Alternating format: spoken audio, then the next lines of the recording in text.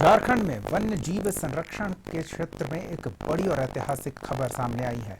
भगवान बिरसा जैविक उद्यान में पहली बार आर्टिफिशियल इंक्यूबेशन तकनीक से स्पेक्टेकल्ड कोबरा के 5 स्वस्थ शिशुओं का सफल जन्म कराया गया।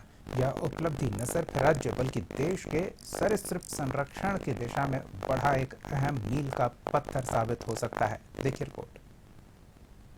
राज्य के भगवान बिरसा जैविक उद्यान में पहली बार स्पेक्टिकल्ड कोबरा यानी नाग सांप के अंडों का वैज्ञानिक तरीके से कृत्रिम इंक्यूबेशन किया गया। करीब 70 दिनों तक नियंत्रित तापमान और आर्द्रता में अंडों को सुरक्षित रखा गया, जिसके बाद 5 स्वस्थ कोबरा शिशुओं का जन्म हुआ। इसके अलावा इसी तकनीक के जरिए सैंड बोआ प्रजाति के 8 शिशुओं का भी सफल जन्म हुआ, जो विशेषज्ञों और पशु चिकित्सकों की निगरानी में है।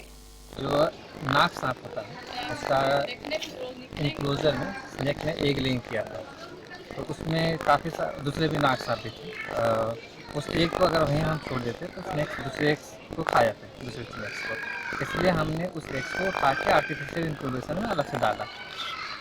आर्टिफिशियल इंक्यूबेशन में अलग से एग्स को डाला, जहाँ पे रेगुलर मॉनिटरिंग करते हुए उसको एवरीडे स्प्रे करते हुए मॉनिटरिंग करते रहा गया और आफ्टर 70 डेज के बाद 5 बच्चे हैच हुए।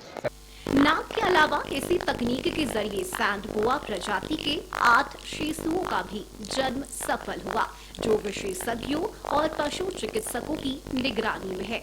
जू बायोलॉजिस्टिक इसे सरीसृप संरक्षण, वैज्ञानिक ब्रीडिंग और आधुनिक वन्यजीव प्रबंधन की दिशा में नई शुरुआत मानते हैं, जिससे भविष्य में दुर्लभ और संकटग्रस्त सरीसृप प्रजातियों के संरक्षण को भी नई मजबूती मिलेगी। किसी जू का तो आइडिया नहीं है, अभी रिसेंटली पता चला है कि नेशनल जू दिल्ली में कुछ कोबरा के बच्चे हैच हुए इस समय।